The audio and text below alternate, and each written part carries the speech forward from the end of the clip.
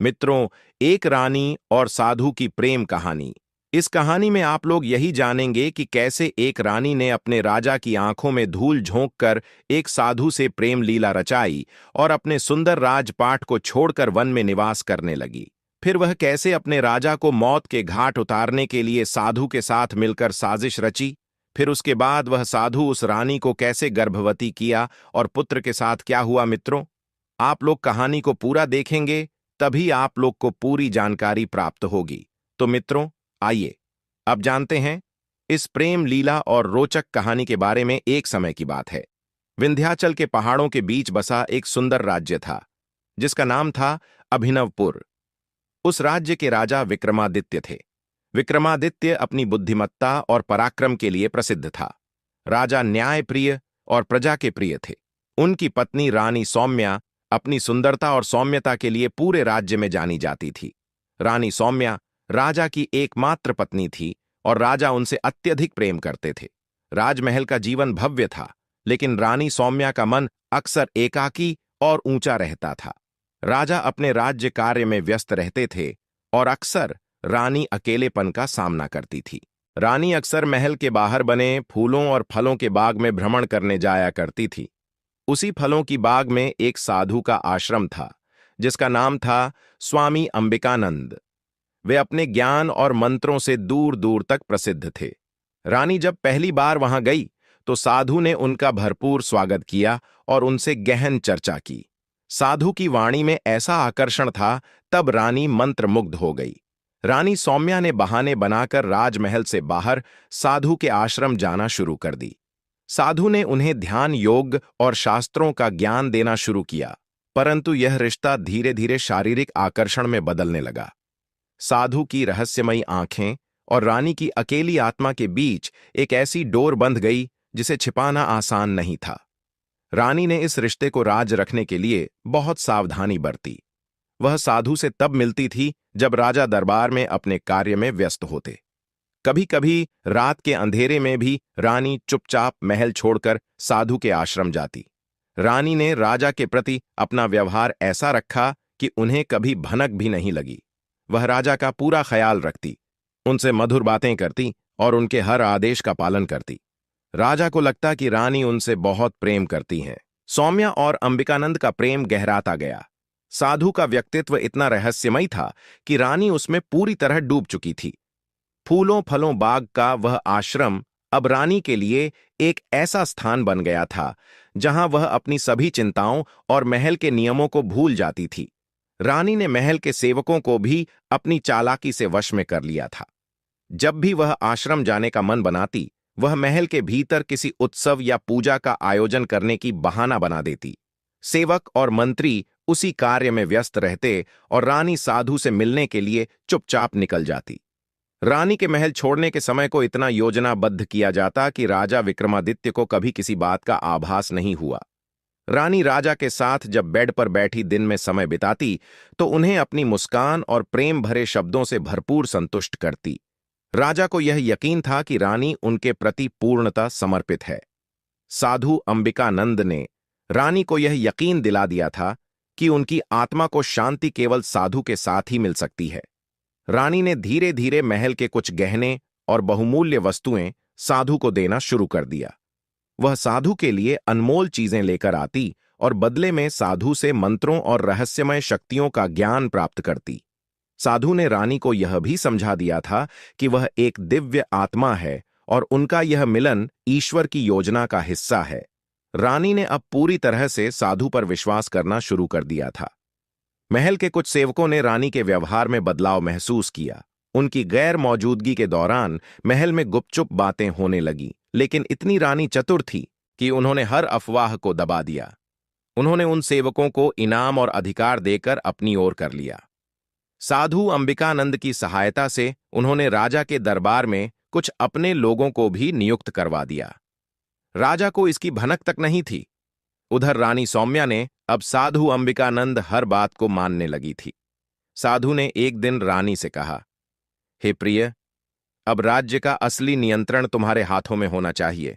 राजा केवल एक दिखावा है मित्रों।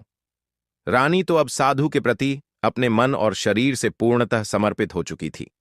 इस विचार से सहमत होने लगी। साधु ने धीरे धीरे रानी को समझाया और कहा कि हे प्रिय, यदि तुम चाहो तो राजा को पीछे छोड़कर स्वयं राज्य की महारानी बन सकती हो। जब रानी सौम्या अपने महल के अंदर थी तो यह विचार रानी के मन में एक चिंगारी की तरह जल उठा। अब रानी के अंदर महत्वाकांक्षा और मोह का संगम हो चुका था। एक दिन जब रानी साधु के पास गई तो साधु ने रानी से कहा, अब समय आ गया है कि मैं महल के भीतर प्रवेश करूं। तुम्हें मेरी शक्ति का अनुभव हर समय होना चाहिए। रानी ने चुपके से साधु को महल के भीतर एक गुप्त स्थान में रहने की अनुमति दे दी। रानी ने महल के पुराने कक्षों में से एक को सजवाई और उसे साधु के रहने योग्य बना दिया। साधु अब महल में छिपकर रहने लगे, लेकिन इस बात का पता केवल रानी और उनकी सबसे विश्वासपात्र दासी को पता था। साधु ने राजा के दैनिक कार्यों और महल के नियम कानूनों पर गहराई से नजर रखनी शुरू कर दी। साधु ने रानी के माध्यम से राजा विक्रमादित्य पर भी अपनी शक्ति का प्रयोग करना शुरू कर दिया। वह रानी को कुछ खास जड़ी बूटियां देता, जिन्हें रानी राजा के भोजन में मिलाकर उन्हें कमजोर करने लगी। राजा को अब अक्सर थकान और बीमारी महसूस होने लगी, लेकिन रानी अपने प्यार भरे व्यवहार से राजा को यह यकीन दिलाती रही कि यह सब राजकाज के अत्यधिक दबाव का नतीजा है।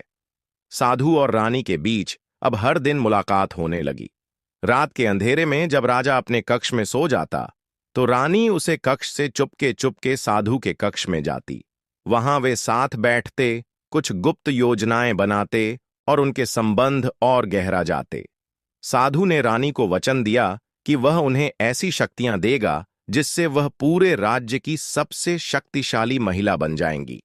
रानी इस सपनों के वादे में पूरी तरह फंस चुकी थी।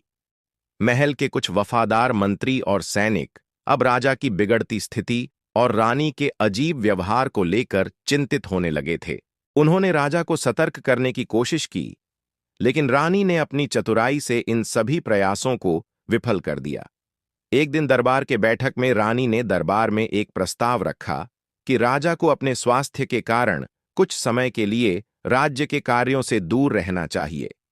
रानी स्वयं राजकाज संभालने का सुझाव देती और राजा, जो अब पूरी तरह से कमजोर हो चुके थे, इस बात से सभी सहमत हो गए। मित्रों, उधर रानी, जो अब पूरी तरह से साधु के जाल में फंस चुकी थी, इस बात के लिए तैयार हो गई। साधु ने गुप्त योजना बनाई कि राजा विक्रमादित्य को धीरे धीरे समाप्त किया जाए। इसके लिए उसने रानी को कुछ खास जड़ी बूटियां दी, जिन्हें राजा के भोजन में मिलाना था। यह जड़ी बूटियां ऐसी थीं कि राजा की हालत दिन पर दिन बिगड़ने लगे।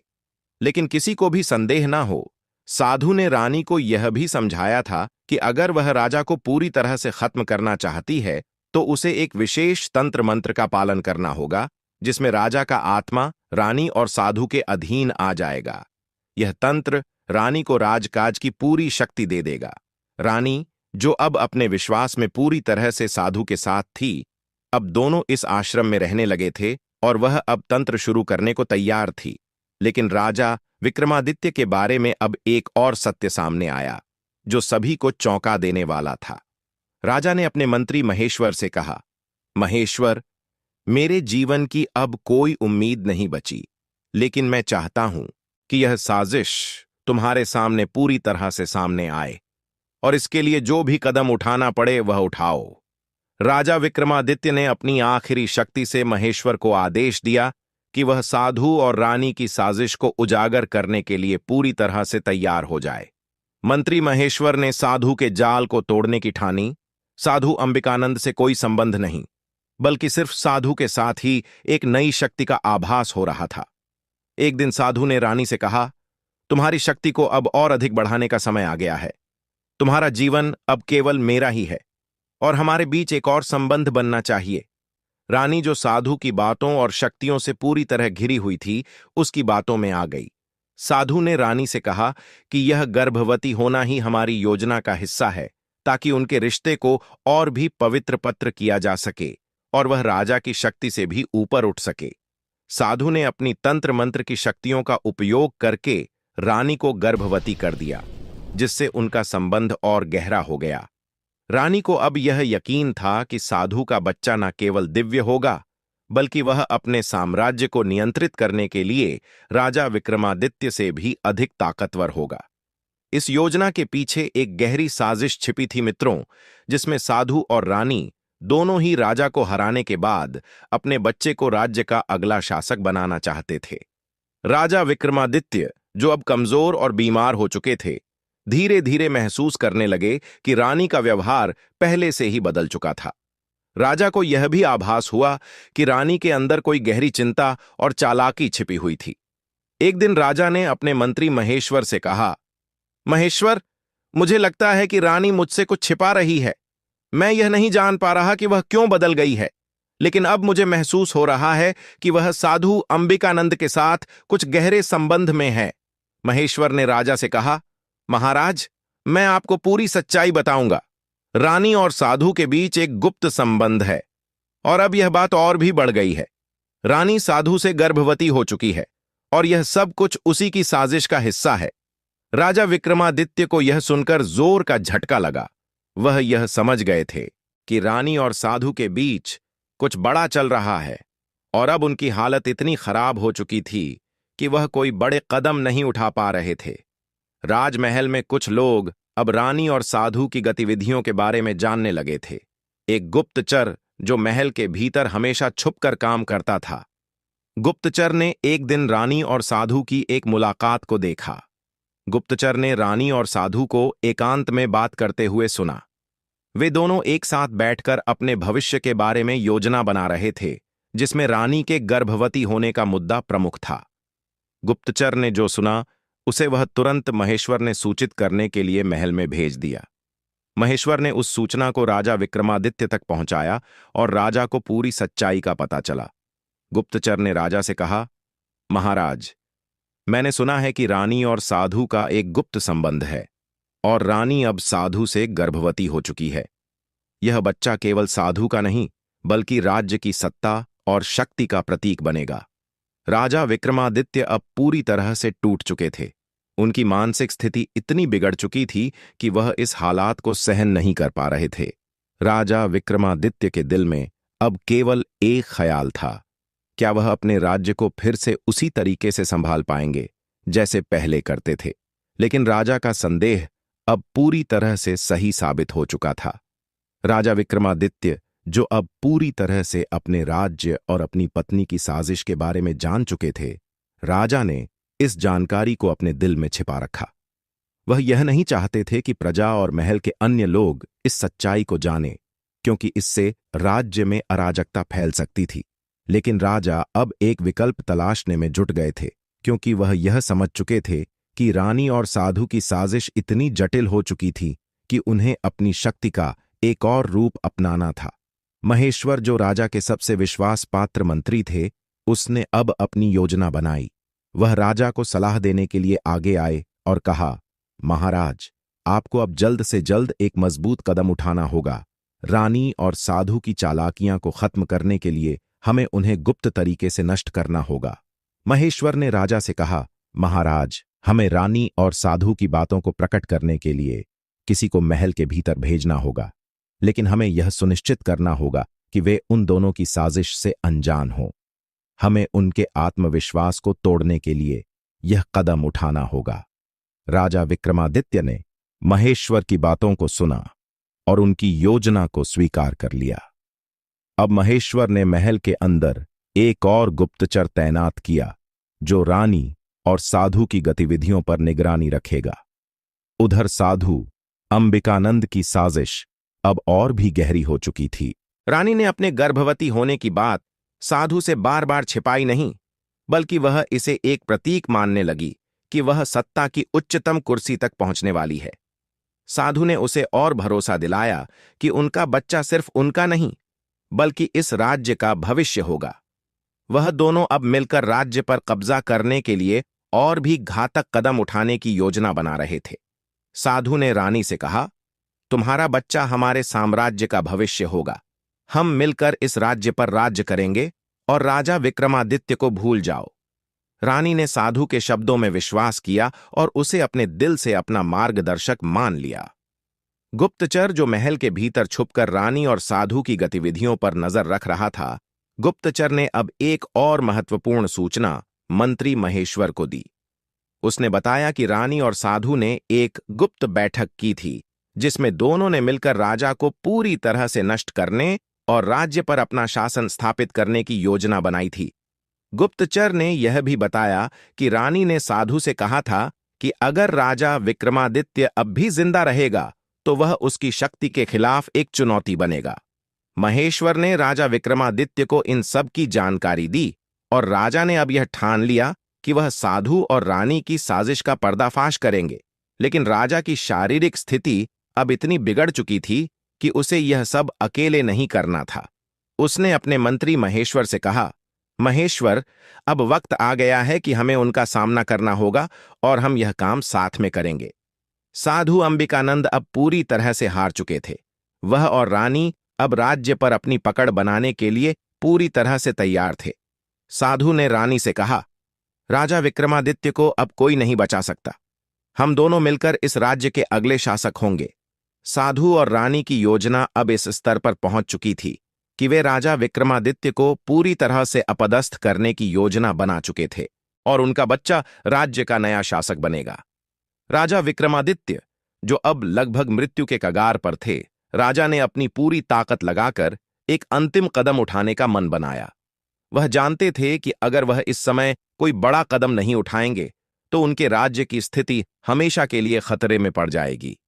महेश्वर ने राजा से कहा, महाराज, यह साजिश अब खुली है। अगर हम इसे अब रोकने में सफल नहीं हुए तो यह राज्य हमारे हाथ से निल जाएगा। राजा ने एक गहरी सांस ली और महेश्वर से कहा, हम इस साजिश को खत्म करेंगे, चाहे इसके लिए मुझे अपनी जान भी क्यों ना देनी पड़े। राजा विक्रमादित्य, जिन्हें महल और प्रजा में एक शक्तिशाली और न्यायप्रिय शासक माना जाता था, असल में इतने कमजोर और बीमार नहीं थे जितना सब सोच रहे थे। यह सब एक गहरी साजिश का हिस्सा था। असल में राजा को धोखे से बीमार बना दिया गया था ताकि वह साधु रानी सौम्या के साथ संबंध बना सके और वह गर्भवती हो जाए। यह सब साधु अंबिकानंद के साथ मिलकर राजा को अपने जाल में फंसा चुका था। साधु जानता था कि रानी को गर्भवती करने के बाद ही वह अपनी पूरी साजिश को अंतिम रूप दे सकता था, लेकिन साधु ने यह साजिश इतनी गुप्त और प्रभावशाली तरीके से रची कि राजा विक्रमादित्य को भी यह समझने का कोई मौका नहीं मिला। साधु ने राजा विक्रमादित्य को जानबूझकर बीमार कर दिया था। उसने रानी को बताया था कि अगर वह राजा को कमजोर कर देगी तो वह आसानी से उस साधु से मिलाने के लिए राजी हो जाएगा। साधु ने अपने तंत्र मंत्र का इस्तेमाल किया और राजा के शरीर में ऐसी बीमारियां घुसा दीं जो पहले उसे बिल्कुल भी नहीं थीं। ये बीमारी इतनी चुपचाप और धीरे धीरे फैल रही थी कि कोई भी डॉक्टर या वैद्य इसे सही से पहचान नहीं पा रहे थे। रानी, जो अब साधु के हर निर्देश का पालन कर रही थी, धीरे धीरे राजा के लिए ऐसा माहौल तैयार कर रही थी जिसमें वह कमजोर हो जाए और अपनी आत्मनियंत्रण खो बैठे। राजा विक्रमादित्य ने अपनी कमजोरी को महसूस किया, लेकिन वह यह नहीं समझ पाए कि यह सब कुछ साधु और रानी की साजिश का हिस्सा था। जब राजा विक्रमादित्य का शरीर पूरी तरह से कमजोर हो गया तो रानी ने साधु के साथ मिलकर एक गुप्त रात बिताई। यह रात राजा के लिए एक बड़े बदलाव का कारण बन गई। रानी को गर्भवती करने के बाद साधु ने पूरी योजना को अदृश्य रूप से पूरा किया। कोई भी नहीं जानता था कि रानी और साधु के बीच यह घटना घटित हो चुकी थी, क्योंकि रानी ने इसे गहरी रहस्य की तरह रखा था। साधु ने रानी से कहा, अब तुम पूरी तरह से हमारे साथ हो। तुम्हारा बच्चा हमारी साजिश का सबसे अहम हिस्सा बनेगा। अब तुम और मैं मिलकर इस राज्य को अपने अधीन करेंगे। रानी, जो पहले ही साधु के जाल में फंसी हुई थी, अब पूरी तरह से उसकी बातों पर विश्वास करने लगी। उसने साधु को वचन दिया कि वह अपने बच्चे को राज्य की पूरी सत्ता सौंपेगी ताकि वे दोनों इस राज्य को अपने नियंत्रण में ला सके। उधर राजा विक्रमादित्य, जो अब पूरी तरह से कमजोर और असमर्थ हो चुके थे, अचानक एक दिन महेश्वर से मिलने आए और कहा, महेश्वर, मुझे लगता है कि कुछ गड़बड़ है। मैं पहले जैसा शक्तिशाली नहीं महसूस कर रहा हूं और मुझे डर है कि कोई मेरे खिलाफ साजिश कर रहा है। महेश्वर, जो अब पूरी सच्चाई जान चुका था, राजा से सच्चाई कहने का साहस नहीं जुटा पा रहा था। लेकिन राजा के संदेह को देखते हुए महेश्वर ने धीरे धीरे राजा को यह बताने की योजना बनाई कि यह सब कुछ एक गहरी साजिश का हिस्सा था। एक रात महल के गुप्तचर ने रानी और साधु की एक गुप्त बैठक देखी। इस बैठक में दोनों अपनी भविष्यवाणियों और योजनाओं को लेकर चर्चा कर रहे थे। गुप्तचर ने सुना कि रानी ने साधु से कहा, राजा विक्रमादित्य अब हमसे कुछ भी नहीं कर सकता। मैं अब पूरी तरह से तुम्हारी ओर से हूं और मेरा बच्चा हमारे राज्य का भविष्य बनेगा। गुप्तचर ने यह सब महेश्वर को बताया और महेश्वर ने तुरंत राजा को सच बताने का निर्णय लिया। राजा विक्रमादित्य अब पूरी तरह से जान गए थे कि उन्हें सिर्फ एक भयानक साजिश का हिस्सा बना दिया गया था, जिसमें उनकी कमजोरी और रानी की गर्भवती होने की योजना थी। राजा विक्रमादित्य ने अब पूरी सच्चाई जान ली थी। उन्होंने महेश्वर से कहा, महेश्वर, यह साजिश इतनी गहरी है कि अब हमें इसे तुरंत खत्म करना होगा। मुझे अपनी शक्तियों को फिर से जागृत करना होगा। हमें इस रहस्य को उजागर करना होगा और साधु और रानी को उनके हर कदम के लिए सजा दूंगा। राजा विक्रमादित्य अब पूरी तरह से सच्चाई जान चुके थे और उनका संकल्प मजबूत हो गया था।